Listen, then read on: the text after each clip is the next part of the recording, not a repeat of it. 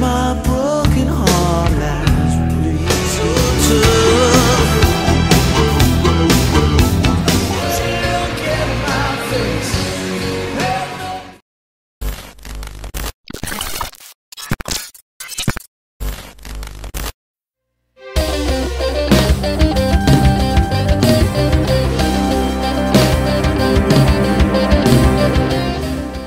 Bon Jovi took their name from lead singer Jon Bon Jovi, who spent his adolescence playing in local Jersey bands with David Bryan.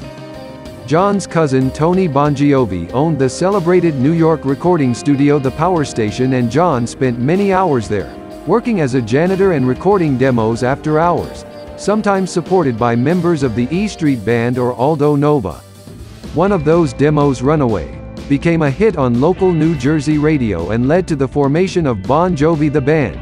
Jon and Bryan were supported by guitarist Dave Sabo, bassist Alec John Such, and drummer Tico Torres. Runaway spurred a major label bidding war, leading to a contract with Polygram and Mercury in 1983. Before the group entered the studio, Bon Jovi replaced Sabo with Richie Sambora, a working guitarist with a long resume, including a stint as a member of Message. Bon Jovi released their eponymous debut album in 1984, generating a top 40 hit with the original version of Runaway. The following year, 7,800 Degrees Fahrenheit was released and went gold, all serving as a prelude to the band's 1986 breakthrough Slippery When Wet. Paul Stanley had given Jon and Richie the phone number of professional songwriter Desmond Child, and together they wrote two of the album's biggest hits in Richie's parents' basement. The trio composed 30 songs in total and auditioned them for local New Jersey and New York teenagers, basing the album's running order on their opinions. Supported by several appealing, straightforward videos that received heavy rotation on MTV, the record took off on the strength of You Give Love a Bad Name, followed quickly by Livin' on a Prayer and Wanted Dead or Alive. Those three top 10 hits helped propel Slippery When Wet to sales of 9 million in the US alone, establishing Bon Jovi as superstars in their home country. Their fame was not limited to the US, though, as the album also turned into a significant hit in Europe, Canada, Japan, and Australia.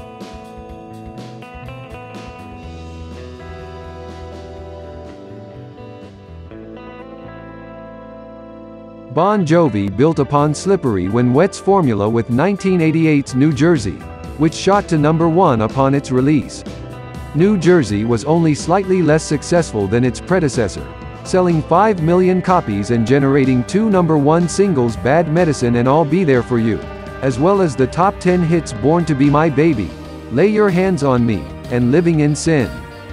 Following the completion of an 18-month international tour, the band went on hiatus.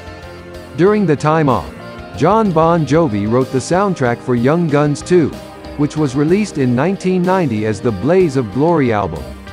The record produced two hit singles, the #1 title track and the #12 Miracle, and earned several Grammy and Oscar nominations. The following year, Bon Jovi reunited to record their fifth album, Keep the Faith, which was released in the fall of 1992. While the album didn't match the blockbuster status of its predecessors, it did produce a hit with Bed of Roses, an adult contemporary-styled ballad that helped sustain the band's popularity. A greatest hits album called Crossroad appeared in 1994 and yielded another top 10 ballad, Always. Around the same time, bassist Alec John Such left the group. Hugh McDonald, who appeared on Bon Jovi recordings stretching back as far as Runaway, became his unofficial replacement and was featured prominently on the band's next album. Released in the fall of 1995, These Days turned into another US top 10, as well as a popular European hit.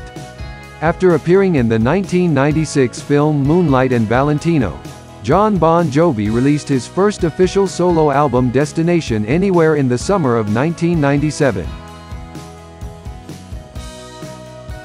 During the tail end of the 90s, the members of Bon Jovi engaged in different projects. Sambora released a sophomore solo set called Undiscovered Soul in 1998, before easing back into work in 1999 with a song for EDTV, then beginning work on a full-length record.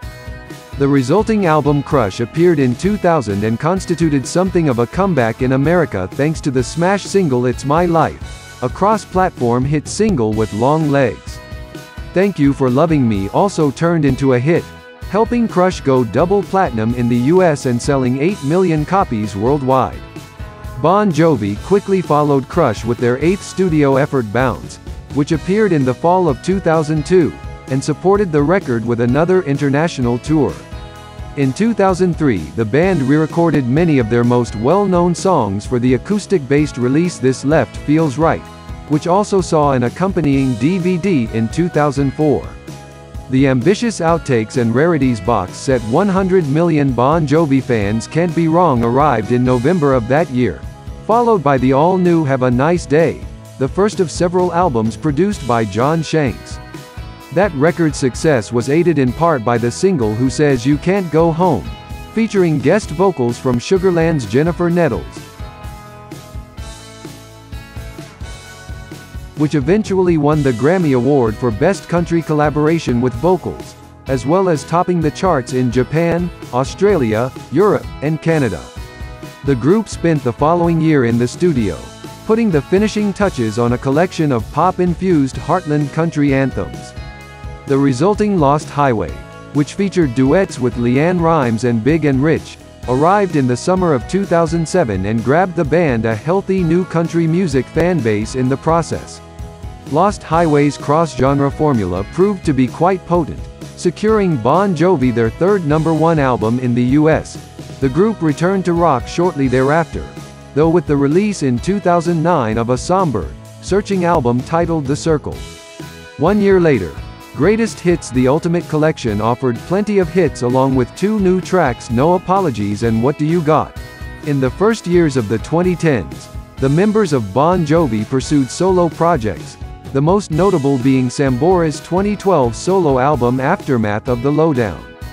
In November 2012, 2 months after Sambora's album, the band issued Inside Out, a live album for video, recorded at London's O2 Arena, New Jersey's MetLife Stadium, and New York's Madison Square Garden. In March 2013, Bon Jovi returned with What About Now, their first studio album in 4 years. In similar thematic and musical company as The Circle, it reached #1 on the Billboard Top 200, along with topping the charts in Australia and Canada and reaching #2 in the UK despite its high debut. What About Now was their first album not to achieve gold certification in the US. Soon after the release of What About Now, there was evident turmoil in the Bon Jovi camp.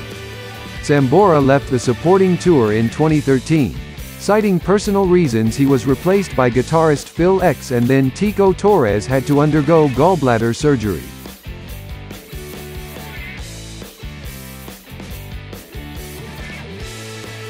Torres returned to the fold, but Sambora did not. In November 2014, the guitarist and band announced they had parted ways. Phil X became his unofficial permanent replacement. Next up for Bon Jovi came 2015's Burning Bridges, a record that was dubbed a fan album, meaning it was a collection of odds and ends intended as a stopgap as the group completed their first full-fledged post-Sambora album. That record, titled This House Is Not For Sale, appeared on Island in November of 2016, and debuted at #1 on the Billboard Top 200. 4 years later, Bon Jovi returned with the aptly named full-length Bon Jovi 2020. Released in October 2020, the album was direct and politically charged, qualities crystallized on the pre-release singles American Reckoning and Do What You Can. Alec John Such, the group's original bass player, died on June 5, 2022 at the age of 70.